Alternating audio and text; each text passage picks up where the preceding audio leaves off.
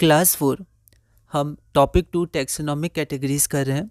Chapter 11 मतलब class 11 का chapter 1 the living world. NEET के प्रीवियस ईयर क्वेश्चंस हैं। 5 क्वेश्चन करेंगे हम लोग इस वीडियो में, 18, 19, 20, 21, 22।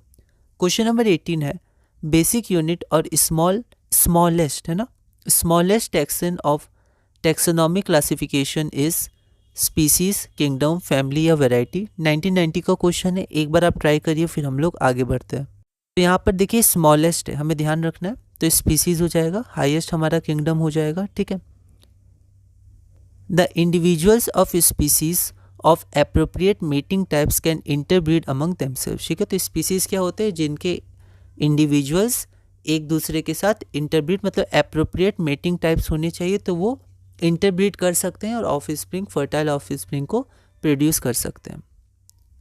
अगला है question number 19, static concept of species was put forward bye. ठीक है, ये थोड़ा पुराना क्वेश्चन है पर ये इंपॉर्टेंट कॉन्सेप्ट है, आप इसको ध्यान रख सकते हैं कि स्टैटिक कंसेप्ट ऑफ स्पीसीज किन्होंने दिया था। डी कॉन्डल, लिनेयस, थियोफ्रेस्टस है ना, आप एक बार प्रोनाउंसिएशन देख लीजिएगा, थियोफ्रेस्टस या फिर डार्विन। एक बार आप इस क्वेश्चन को ट्राई करिए फिर हम लोग आगे बढ़ते हैं। तो यहाँ पर पहले समझते हैं स्टैटिक कंसेप्ट ऑफ स्पीसीज क्या है। स्टैटिक मतलब जो रुका हुआ है एक तरह से, है ना। ये किसने दिया था? लिनियस ने दिया था, और ये मॉर्फोलॉजिकल कंसेप्ट ऑफ स्पीसीज भी से कहा जाता है। इसमें क्या कहा गया था कि all animals that are the same in shape, size and colour belong to the same species. मतलब कोई भी एक एनिमल है, ठीक है, ऑर्गेनिज्म है, उसका शेप, साइज और कलर हमेशा सेम रहेगा। जैसे वो बहुत पहले था वैसे ही वो आज है, तो वो सेम स्पीसीज है, वो इवॉल्व नहीं करते। एक तरह से हम कह सकते हैं कि उसके शेप, साइज, कलर इन सब में क्या होता है, चेंजेस नहीं आते हैं with respect to time. Species are unchanging over time and evolution. ये लिनेयस ने कहा था, ये स्टैटिक कंसेप्ट ऑफ स्पीसीज होता है। ठीक है, उसके बाद एक होता है, वैसे इसका आंसर लिनेयस हो गया, ठीक है, पर एक होता है यहाँ पर हम देख सकते हैं डायनेमिक, क्योंकि एक स्टैटिक है एक डायनेमिक जो चेंज कर रहा है। ठीक है, डायनेमिक कंसेप्ट ऑफ स्पीसीज दिया था जीन बैप्टाइज लेमार्क ने। तो लेमार्क ने क्या कहा था, तो उन्होंने कहा था कि the species are always changing and changes occur from generation to generation. मतलब जनरेशन के बाद जनरेशन के बाद जनरेशन में उस स्पीसीज में अंतर आएगा बेस्ड ऑन इवोल्यूशन, मतलब वो इवॉल्व होगा। ठीक है, इन्वायरमेंटल फैक्टर्स और बहुत सारी चीज़ें हैं, ठीक है, उनके जेनेटिक वेरिएशंस होंगे, तो वो इवॉल्व करेगा, वो चेंज करेगा स्पीसीज। ठीक है, the species are always changing and the changes occur from generation to generation through evolution. Genetic variation उनमें प्रोड्यूस होगा। ठीक है, genetic variation is produce due to environmental changes and evolution. ठीक है, तो ये दो कॉन्सेप्ट आते हैं। तो यहाँ पर हमारे पास क्वेश्चन क्या था कि static concept of species was put forward by, इसका आंसर हो जाएगा लिनेयस। अगला क्वेश्चन है हमारा question number 20, which one of the following belongs to the family Muscidae. ठीक है, ये सब लैटिन नेम से, तो इनकी एक बार प्रोनाउंसिएशन आप देख लीजिएगा। तो मस्कीडे फैमिली से कौन बिलोंग करता है? House fly, fire fly, grass hopper या कॉकरोच। 2021 का क्वेश्चन है, एक बार आप इस क्वेश्चन को ट्राई करिए फिर हम लोग आगे बढ़ते हैं। तो यहाँ पर हम लोग देखते हैं जो फ्लाइज हैं, फ्लाइज में क्या होता है, single pair of wing to fly, है ना, जनरली होता है। और ये क्या होता है, मस्कीडे, फैमिलीज ऑफ फ्लाई को मस्कीडे बोलते हैं, इनकी फैमिली। ठीक है, अब यहाँ पर आपका आंसर वैसे होगा, हम लोग देखेंगे हाउस फ्लाई, फायर फ्लाई में फ्लाई है, लेकिन इसमें आपका जो फैमिली है वो मस्कीडे नहीं है, इनकी दूसरी फैमिली होती है। ठीक है, अब देखिए यहाँ पर, तो यहाँ पर क्या होता है, कोई भी ऑर्गेनिज्म है उसके पास उसका एक डोमेन होगा, किंगडम होगा, फाइलम होगा। ठीक है, ऐसे ही आगे होगा। तो डोमेन तो जनरली एनसीईआरटी में नहीं है, किंगडम से शुरू है, पर फिर भी डोमेन होते हैं। हम लोग जब बायोलॉजिकल क्लासिफिकेशन देखेंगे तो वहाँ भी हम लोग किंगडम देखेंगे। ठीक है, तो किंगडम्स में ही हम लोग अलग अलग किंगडम देखेंगे। ठीक है, लेकिन एक डोमेन भी कहीं कहीं होता है, तो यहाँ पर डोमेन इसका हो जाएगा यूकैरियोटा। ठीक है, एनिमेलिया किंगडम, आर्थ्रोपोडा फाइलम हो जाएगा, इंसेक्टा क्लास या इंसेक्ट। इंसेक्ट क्या होता है, जिनके पास हेक्सापॉड होता है, मतलब 6 लेग्स होते हैं, 3 पेयर्स। उसके बाद इसका ऑर्डर हो जाएगा डिप्टेरा। यहाँ पर डाई मतलब 2, और यहाँ टेरॉन मतलब होता है विंग, मतलब 2 विंग, मतलब एक पेयर ऑफ विंग। फिर फैमिली आता है मस्कीडे, फिर मस्का जेनस हो जाएगा, और यहाँ पर डोमेस्टिका स्पीसीज हो जाएगा। ठीक है, तो ये मैंने एक दिखा दिया कि हर ऑर्गेनिज्म का ऐसे ही एक पूरा सीरीज होता है, ठीक है, कौन से वो रैंक में है ना। तो यहाँ पर हाउस फ्लाई का नाम क्या हो जाएगा, नाम हमेशा जेनस और स्पीसीज से लिखा जाता है, तो मिस्का या म्यूस्का डोमेस्टिका है ना, प्रोनाउंसिएशन आप एक बार देख लीजिएगा। ओके, तो ये हमारा हो गया फ्लाइज, मस्कीडे, फैमिलीज ऑफ फ्लाइज। तो यहाँ हमारा आंसर क्या हो जाएगा, हाउस फ्लाई। ठीक है, आगे बढ़ते हैं। ठीक है, तो देखिए ये सब नोट्स हैं, इसमें से जो आपको लिखना है आप इसको लिख सकते हैं, जो नहीं लिखना है आप नहीं लिख सकते हैं। फिर आप अपनी तरह से भी कुछ कुछ एडिशनल इन्फॉर्मेशन लिख सकते हैं और अपने हिसाब से आगे बढ़ सकते हैं, है ना। आपके नोट से बस उनको आप रिवाइज करिएगा। अगला है the common characteristics between tomato and potato will be maximum at the level of their. अब टोमेटो और पोटैटो में क्या होता है, कुछ कॉमन होता है कैरेक्टरिस्टिक। तो टोमेटो का अपना किंगडम, फाइलम ऐसे करके आगे होगा, ठीक है, स्पीसीज तक, वैसे पोटैटो का होगा। तो कहाँ तक वो दोनों का सेम होगा, किस टैक्सोनॉमिक रैंक तक वो लोग सेम होंगे, कॉमन कैरेक्टरिस्टिक्स होगा, जेनस, फैमिली, ऑर्डर या डिवीजन। ठीक है, 2013 का ये क्वेश्चन है, एक बार आप इसे ट्राई करिए, एनसीईआरटी बेस्ड है। ठीक है, तो ऐसे तो बहुत सारे ऑर्गेनिज्म हैं, बहुत सारे नाम होंगे, बिल्कुल होते हैं, लेकिन एनसीईआरटी के कुछ कुछ आपको ध्यान रखने। ठीक है, और ये थोड़ा पुराना क्वेश्चन है, वैसे डायरेक्ट नहीं पूछे जाते हैं, पर फिर भी बहुत कॉमन है टोमेटो पोटैटो, एनसीईआरटी में भी दिया हुआ है, तो आप थोड़ा ध्यान रख सकते हैं, कोई दिक्कत नहीं है ना। तो एक बार आप इसको ट्राई करिए, फिर हम लोग आगे बढ़ते हैं। तो यहाँ पर इसका आंसर हो जाएगा, टोमेटो और पोटैटो सेम फैमिली के होते हैं। ठीक है, उस फैमिली का नाम क्या होता है, सोलेनेसियाई या सोलेनेसिए। तो यहाँ पर फैमिली का नाम नहीं पूछा है, पर ये सेम फैमिली के होते हैं। ठीक है, टोमेटो और पोटैटो। अगला है question number 22, which of the following organisms is scientifically correctly named, correctly printed according to the international rules of nomenclature and correctly described। तो यहाँ देखिए तीन बातें हैं, करेक्टली नेम्ड है, करेक्टली प्रिंटेड। अब यहाँ पर तो मैंने हैंड रिटन लिखा है, तो जो इसके ऑप्शंस होंगे उसमें प्रिंट होगा, यहाँ पर मैंने अंडरलाइन कर दिया ऑप्शन। ठीक है, क्योंकि हैंड रिटन में अंडरलाइन होता है। तो correctly printed according to the international rule of nomenclature and correctly describe, तीन चीज़, नेम्ड, प्रिंटेड और डिस्क्राइब। 2012 का क्वेश्चन है, ये आपके पास चार ऑप्शन हैं, ये आपके पास चार ऑप्शन है। एक बार आप इस क्वेश्चन को ट्राई करिए, फिर हम लोग आगे बढ़ते हैं। तो यहाँ पर क्या होगा कि यहाँ पर हमें क्या करना है, यहाँ पर हमें ऑप्शन एलिमिनेशन करना है, क्योंकि बहुत सारे नाम है, जैसे एक प्रोटोजोन का नाम दिया है, तो हम लोग को ध्यान कितना ध्यान रहेगा। ठीक है, तो सबसे पहले तो हमें कुछ कुछ का तो ध्यान नाम कुछ कुछ का तो ध्यान होना ही चाहिए। जैसे लायन है तो पैंथेरा लियो, पैंथेरा वहाँ पर जेनस हो गया, लियो स्पीसीज हो गया। जैसे मैंगो है, मैंजीफेरा इंडिका। तो ये सब कुछ कुछ हमें ध्यान होना चाहिए, है ना, और कुछ कुछ हम लोग गेस कर सकते हैं। तो ऑप्शन एलिमिनेशन बहुत इंपॉर्टेंट है, क्योंकि ऐसे हम लोग प्रोटोजोन का, फिर जैसे बैक्टीरियम का, हर एक चीज़ हम ध्यान नहीं रख सकते हैं। ठीक है, वैसे ई कोली बहुत ही कॉमन है, इसे हमें ध्यान रखना चाहिए, पर फिर भी मैं कहना चाहूँ जैसे प्रोटोजोन है, बहुत टाइप्स के होते हैं माइक्रो ऑर्गेनिज्म, तो उनके बहुत सारे नाम होंगे। ठीक है, तो हमें क्या करना, ऑप्शन एलिमिनेशन करना। तो यहाँ हम लोग देखते हैं कैसे कर सकते हैं। सबसे पहले तो ये हमारा जो मिस्का डोमेस्टिका है, तो ये हमें पता है ये क्या होता है, हाउस फ्लाई होती है, लिजर्ड नहीं होती है, तो ये एक हट जाएगा। ठीक है, अगला प्लास्मोडियम फाल्सीपेरम है ना, प्रोनाउंसिएशन देख लीजिएगा, तो ये हमें नहीं पता है। ठीक है, ये बहुत अलग है। ठीक है, आगे बढ़ते हैं। फेलिस टिग्रिस, अब ये टिग्रिस टाइगर का है और टाइगरा पैंथेरा का है, फेलिस का नहीं है, तो ये हट जाएगा। ठीक है, दूसरा बात भी अगर आपको ध्यान होगा, तो अगर जो गिर फॉरेस्ट है गुजरात में है ये, ठीक है, तो ये एशियाटिक लायंस को अच्छे से, मतलब वहाँ पर प्रोटेक्ट किया जाता है, एशियाटिक लायंस को मेनली गिर फॉरेस्ट में। ठीक है, तो यहाँ पर टाइगर को प्रोटेक्ट नहीं किया जाता है गिर फॉरेस्ट में। ठीक है, जो मेन वहाँ पर प्रोटेक्शन है, ठीक है, जिसके लिए जाना जाता है गिर फॉरेस्ट, वो एशियाटिक लायंस के लिए जाना जाता है। और वैसे फेलिस टिग्रिस में पैंथेरा टिग्रिस होगा। ठीक है, क्योंकि टिग्रिस जो स्पीसीज है वो पैंथेरा जेनस का है।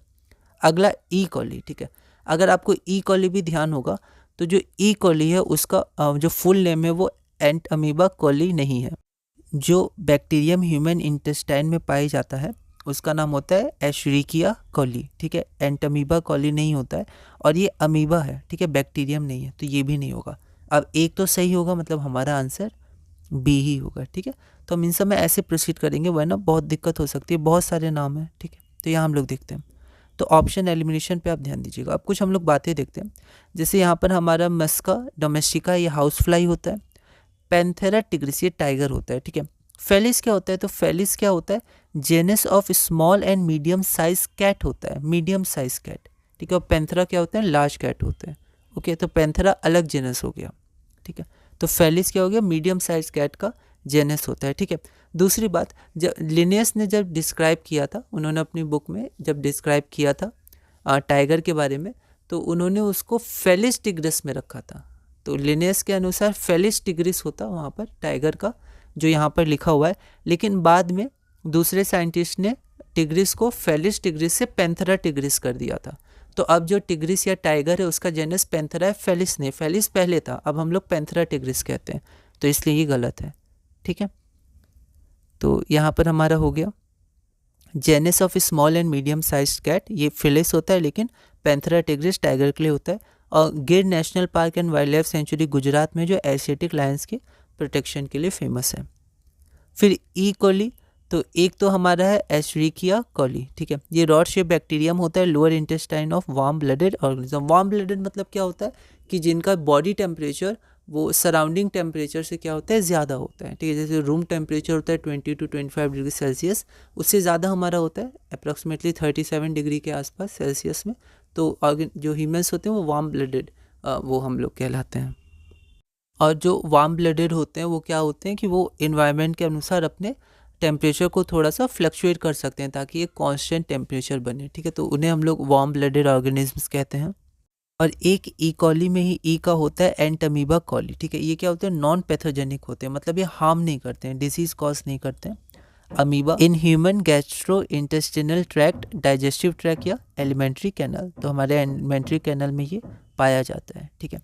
अब यहाँ पर बैक्टीरियम की बात हुई थी, तो वो हमारा एंटमीबा कॉली नहीं होगा, पर यहाँ पर एंटमीबा कॉली दिया हुआ था, तो ये गलत हो गया, ठीक है। ये गलत हो गया, तो हमारा ऑप्शन नंबर बी हो जाएगा, ठीक है। तो यहाँ पर अगला क्वेश्चन देखते हैं। तो ये क्वेश्चन नंबर 23 होगा, है ना, 27 नहीं होगा। जैसे मैंने कहा था हम 27 तक करेंगे, लेकिन हम लोग क्वेश्चन नंबर 23 तक ही करेंगे। तो इस चैप्टर का हमारा ये लास्ट क्वेश्चन होगा और हम लोग इसके बाद इस चैप्टर को पूरा करेंगे। इसके बाद टॉपिक 3 मिसलेनियस है, तो वो हम लोग बाद में देख लेंगे, ठीक है।